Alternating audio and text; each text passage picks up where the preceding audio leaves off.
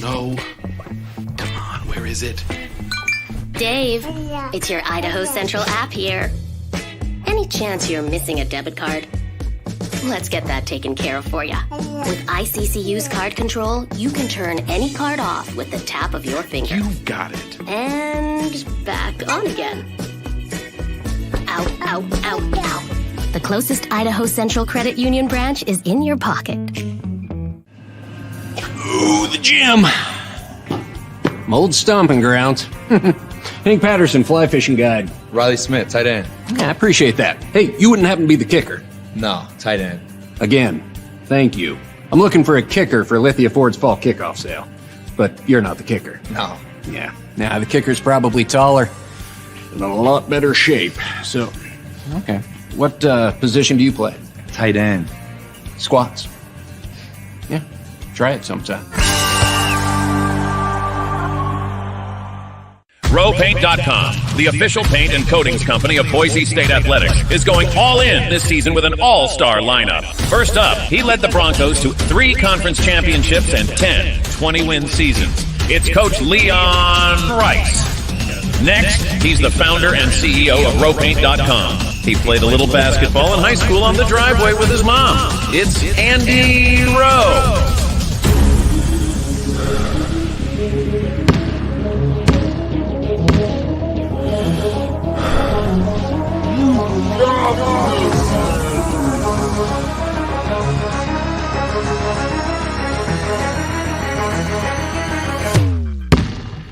Oh, no. Want to just paint my house? Now that I can do.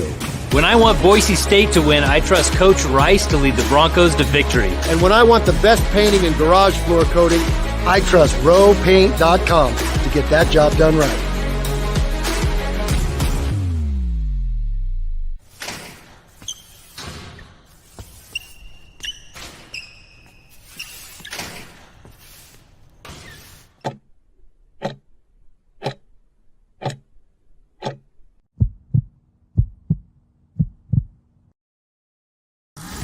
This is Bronco Nation News Live. Most informed opinions, the latest breaking news, all from the top Boise State insiders.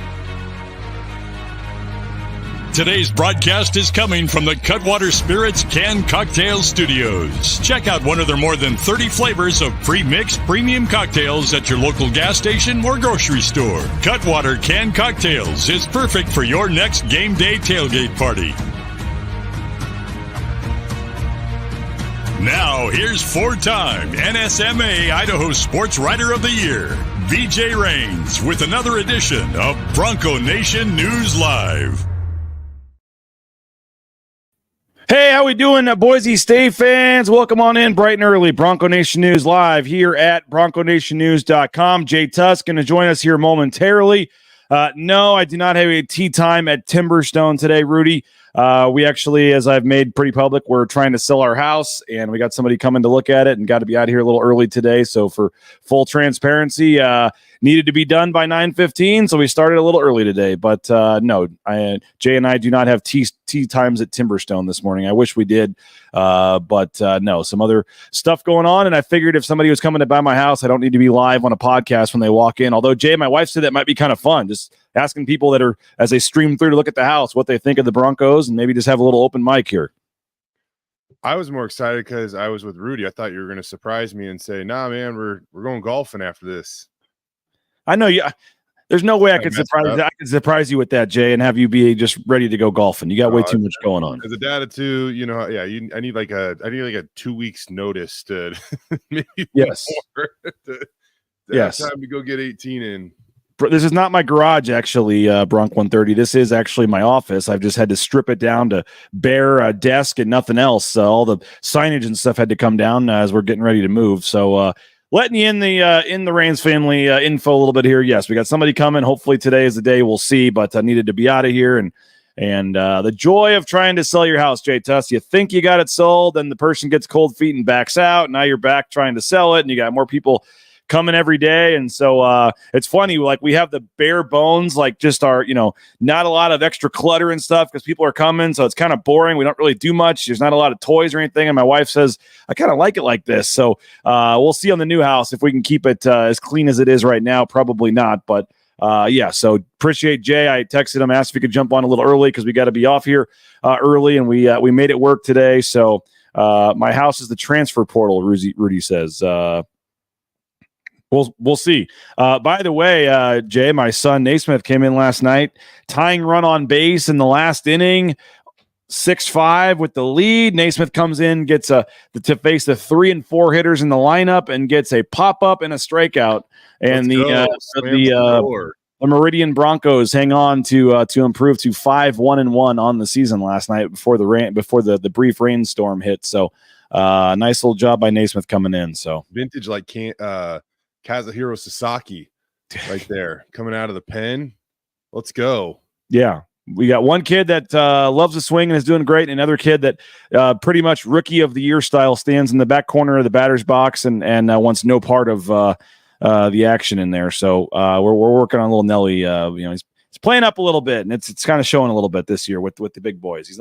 The pitching's a little fast for him, so we're working on it. But Naismith's doing pretty good, and it's been fun to coach both those guys on the same team this spring, regardless. Tell Nelly I was the same way at one point in time, so he'll get there.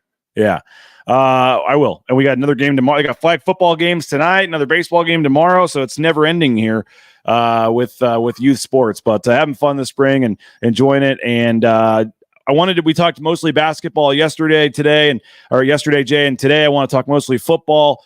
We haven't had a chance really to get your thoughts as we wrap up the spring and really turn our attention to what should be a pretty exciting and just to, I guess, hype and what do you call it? Just a lot of excitement and hype this offseason going into the summer and into the fall. And I think a lot of people are going to be counting down the days to fall camp like they do every year. But I think this year going to be a little more anticipation. I think that was the word I was looking for, given the potential for this team and that new 12-team playoff and everything else going on this year. So still have the transfer portal window open for a few more days. They have not lost anybody, Jay, really of note in terms of playing time. I know Deshaun Misa was a guy that people had high hopes for, but just never really has made much of an impact on the field to this point. But again, was one of the higher ranked players that they had signed in their history, and just for whatever reason was not able to get on the field. They lost an offensive lineman. They lost James Wilborn, a 3-star kid coming off the edge, a walk-on kicker, I believe. So at least to this point in the transfer portal, they haven't really lost anybody of significance. No, not really. I don't say that to disrespect any of those guys, especially Misa. He came in with a lot of hype, but again, you haven't seen a lot of production on the field when you look at what you're losing in terms of stats.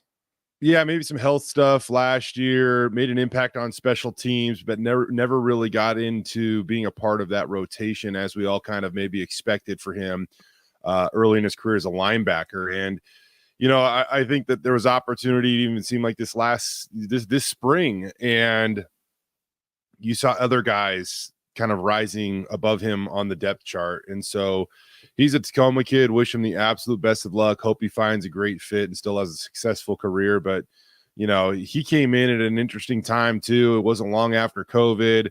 He had a really strong bond with Jerron Johnson.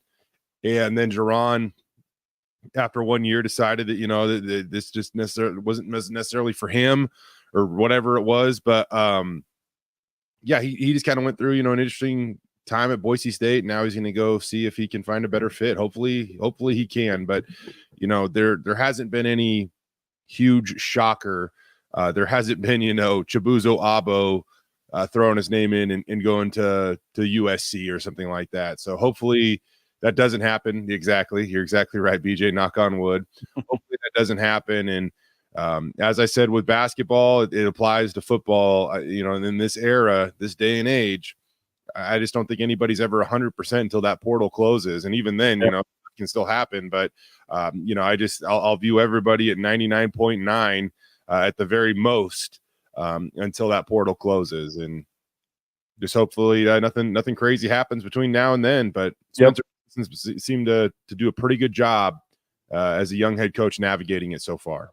We talk about Tyson Degenhart being kind of an all-timer here when it's all said and done with what he's done. It may only be 3 years, but if the next week goes as expected and hoped, and they keep Ashton Genty for a third season here, given the current age of college football and given everything else going on, Jay Tust, we're going to have to certainly put him in that category. And who knows, a year from now, last night, we could be hearing Ashton Genty's name going in the draft, or at least probably hopefully tonight in terms of the top 3 rounds of the draft. That is a storyline this weekend as well, Jay Tust. Will Boise State get a player drafted for the, believe, 15th straight year? They were trying to extend that streak. I believe it's at 14 right now. I think this would be 15. Cade Beresford, George Halani, really the only 2 guys with any shot at all. You think, Halani would have the better chance of those 2. We're not at the point yet where we're tracking running backs off the board and teams taking running backs and all that, but, that's sometime Saturday. That's kind of the big storyline for local fans, at least if you're not an NFL fan or in addition to your NFL team. It's, can George Halani sneak into the 6th or 7th round on Saturday? I know when the offseason started, a lot of people didn't have, great hope. He performed well at the combine, did some things nicely at pro day, and the buzz seems to be building a little bit. And a lot of running backs get picked, man. Just what's your general take right now? Is tomorrow going to be good news for Boise State fans and George Halani? How you feeling? I mean, I hope so. It seemed like he's trending in the right direction. And, when George was healthy, George was productive. And it sucks that some of these things are out of his control. But you even go back to the season opener last year at the University of Washington, and, it was an injury that was just kind of described as a freak injury, and it wasn't even that significant of an injury, but the type of injury kept him out for a little while. And he never really seemed to have luck or good fortune when it came to, some of the health things that would happen to him. But if you look back over the last, month and a half of the season or so, George Halani was top 10 in the country in rushing yards, right? So when he's healthy, he's been productive. And another thing I think you get with George, while maybe, again, unfortunately, there might be some question marks about his durability, which just sucks. But you're going to get like a guy that is going to give you everything. He's going to have 0 distractions. He is going to give you everything. And so that's why you wonder if George Halani almost makes a better professional athlete than maybe even did a college football player, just because he was so professional about the way that he handled his business on the field, off the field, with the media, wherever it was. He was always direct. And so hopefully there's a team that falls in love with him, man. And hopefully there's a team that wants to give him a shot. And we're just going to kind of have to wait and see. I will say this, like, I feel very comfortable saying, like, I guarantee George Halani is getting into a camp. He's getting a shot somehow, somewhere. Cade Beresford is getting into a camp. Like, they're not getting completely shut out of guys getting an opportunity in the NFL. The big question is, does somebody get their name called, as you mentioned, BJ, to extend that streak to 15 consecutive years? Because we no doubt know it'll go to at least 16 next year. You have Ashton Genty, you have other guys, potentially, Jonah Dalmas, James Ferguson Reynolds. There's some other skill position players that would be eligible. I think Ahmed Hassanin would be eligible next year. Andrew Simpson. You've got next year could be loaded. Some of those corners, maybe a Jonathan Irby could do something this year, maybe, or an Armarian McCoy. You've got some other linemen out there. We talk about all the receivers with a Prince Strawn or whoever else. I think next year we feel pretty confident. But you got to get it going this year. And I think that's kind of a big deal. Like a school like Boise State, like 15, like my brother who, follows Boise State, but not like super closely. Like he texted me last night, who's the first Boise State player getting drafted? Like it's just kind of been like assumed that Boise State every year is getting somebody drafted. And I was like, well, they might not actually have one this year. It's going to be close. And so, it's just, I think people take that for granted, but for a school like Boise State, to put out an NFL player in the draft 14 years in a row going into this year, like that's a really big deal. And I think for recruiting purposes and just in general, like to get that thing to 15 would mean a ton to keep that streak going for this program. I think it's significant because that's something that Boise State can sell in recruiting. We can get you to the NFL. And while I don't think it's like the end of the world if the streak snaps and then all of a sudden you're saying, yeah, they've had a draft pick in 15 of 16 years next year. But it just, they like their streaks, man. And over these last few years, too many of their streaks, their accomplishments have kind of been snapped. I mean, they have. So anything that you can keep intact, and this is one that seems to carry some weight and some value. It would certainly be nice if they can do that. So we'll see if George can get it done, or maybe a Cade Beresford. But either way, very confident those guys are going to get a shot in NFL camps here very soon. And it's Jeremiah Irby. I said Jonathan Irby. So Robbie, everyone else that's calling me. Sorry. I don't even think we have to. Okay, it's 9:00 now, which is normally when we start. So now we have to start being factually correct. Okay, there you go. Yeah, this is the time that the video is playing, and I'm wondering how close to the actual start of the show Jay Tust is going to cut it before jumping on. And he has a canny ability of cutting it about as close as possible. But yes, we did start early. Those of you that are just tuning in here at 9:00, we apologize. Got some scheduling stuff going on. Need to be done about 9:15. So we started early, and if you missed the first 10, 15 minutes of the show, you can go back and watch that later on. But Jay, we got the NFL draft going on. Obviously, we mentioned the transfer portal. That's really all that's going on right now because spring football is in the books. They've got a couple barnstorming tours, so to speak, where they're traveling around the state of Idaho. Last night, or I believe tonight and tomorrow night, they'll be around the state. Idaho Falls, I think, is tonight. Or was last night. I don't know. I got my days mixed up. And then they're going to Twin Falls as well. So that's going on. And then it's just kind of Spencer Danielson having his meetings with all the players and really just kind of getting ready. Finals week is coming up next week. And then the players will get a couple of weeks off. I had a chance to catch up with Latrell Caples. We're going to play that interview probably on Monday, but I talked to him, and they're just ready for finals week, ready to get a little bit of a break. And, that's kind of, they work pretty hard, and they get a couple weeks to try to go home, and they come back very end of May and get after it for the summer. So this is kind of after a long year, a long spring, this is kind of one of the few chances the players get a little time off after finals week here. The coaches are all out recruiting. But spring football in the books. What were kind of your general takeaways before we dive into this on just the spring? I think that there were some new characters that took advantage of opportunities, and we've talked about them quite a bit. But was it Jonathan, Jeremiah? What are we calling him? Irby? Just kidding, buddy.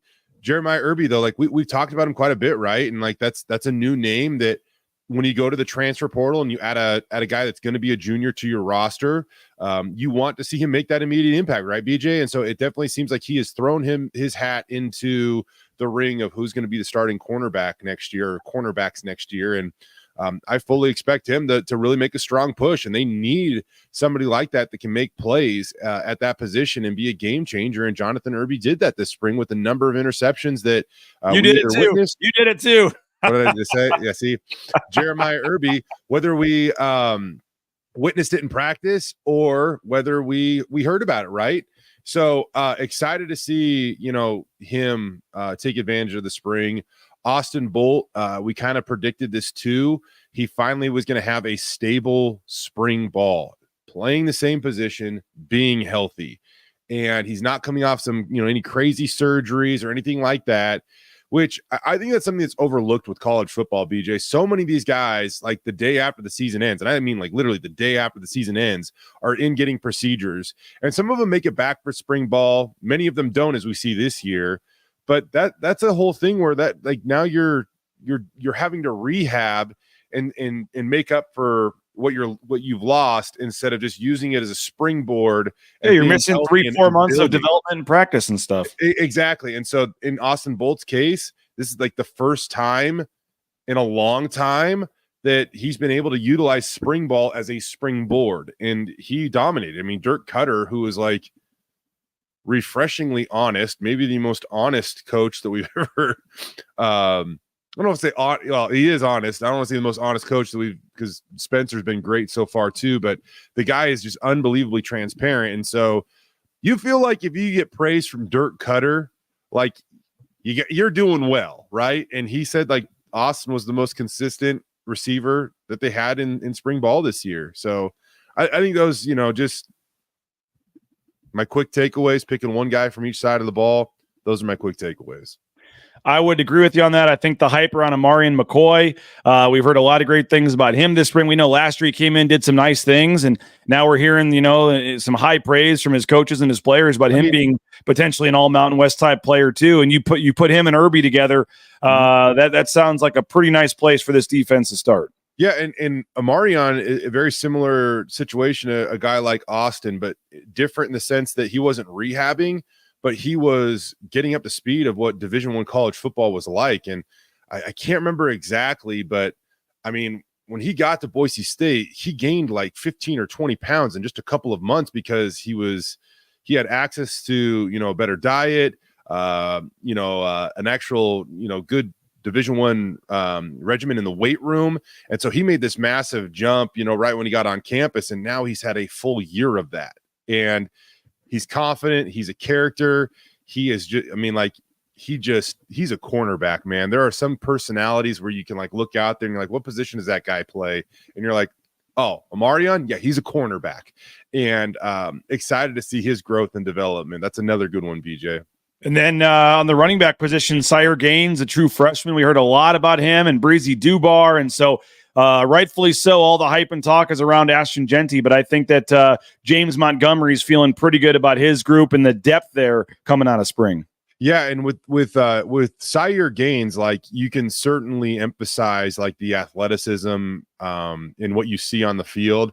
But I think the thing that gives me hope for him is all the intangible stuff you hear about this kid. I mean, that's why he's going to make an immediate impact. And he's a physical runner. He looks physically developed, high effort. I'm really excited to see where Sire Gaines takes this, not only, now, but in a year or two for that matter. Matt Lauder, another name we heard a lot about. Matt Lauder looks like, you mentioned guys that could be NFL draft picks next year. I mean, Lauder's got some eligibility remaining, so I don't want to get too far ahead of myself. But with what we saw this spring, if he's continuing on this trajectory, maybe not next year, but the year after that, when he's a senior, he'll be a guy that will have a chance of getting drafted in the NFL. I was really, really impressed with his explosiveness this spring. And I mean, with all due respect to the tight end position, the guys that have played that, to see what Matt Lauder can do after the catch, it's been a little while since somebody popped like him after the catch. And I even go back a guy like Riley. Riley got big and he got physical, and he's part of the BNN family now. Be careful what you say here. I think the world of Riley Smith. That he had to deal with injuries and all this stuff, and that weighed on him. No doubt. I think you go back earlier in his career when he was transitioning the position and he was a little lighter and he had some explosiveness after the catch. I think it was that COVID year where, he averaged 15, 16, something like yards per catch or something that was eye catching. But you get back to a volume type guy with Matt Lauder and maybe average those numbers. He's a really explosive tight end. Another position we talked about was right tackle. The offensive line bringing back 4 starters, but right tackle. I want to get your thoughts on that in just a second, but I just realized we had 7 minutes left and I haven't thanked any of my sponsors yet. So got to pay the bills here, folks. Give me a quick second to thank our sponsors. Hopefully you're supporting the sponsors. Cutwater Spirits, more than 35 flavors of pre-mixed premium cocktails. You can pick one up at your local gas station. Perfect for your next game day tailgate or while you're watching the NFL draft this weekend. Our title sponsor, rowpaint.com. The official paint and coatings company at Boise State Athletics, whether it's their concrete coatings, the interior, exterior residential painting of your home, all your painting needs, make sure you're checking out rowpaint.com. Idaho Central Credit Union, ICCU.com. There's a branch pretty much on every corner, but the easiest is the mobile eBranch online banking right there in your pocket. So the mobile app is so easy to use, so easy to transfer money from account to account. So Idaho Central Credit Union, check them out, ICCU.com. Bauscher Real Estate. Matt Bauscher's birthday was yesterday. I couldn't believe I found out he was only 39, by the way. Matt Bauscher doing big things in the world right now. BauscherRealEstate.com. Check him out. Number 1 ranked realtor in the Treasure Valley. And again, he's doing great things for us, the Raines family here, in terms of selling our home and buying a home. And I highly recommend the folks out there at Bauscher Real Estate. Lithia Ford of Boise. Check them out, lithiafordboise.com. You can view that full inventory of vehicles. Matt Lauder, who we just talked about, one of 4 football players with an NIL deal at Lithia Ford of Boise. He's driving one of their rigs. So Check them out. View that inventory online, lithiafordboise.com. You need a job? How about Taco Bell? TacoBellWorks.com. They're hiring, and you get free food right while you're working, and you get half your wages the very next day after your shift. So you can't beat that. You can also get more information on their efforts to support Boise State and the hundreds of thousands of dollars they're giving to student-athlete scholarships online at TacoBellWorks.com. And again, the SON Management Group, the Nicolason family.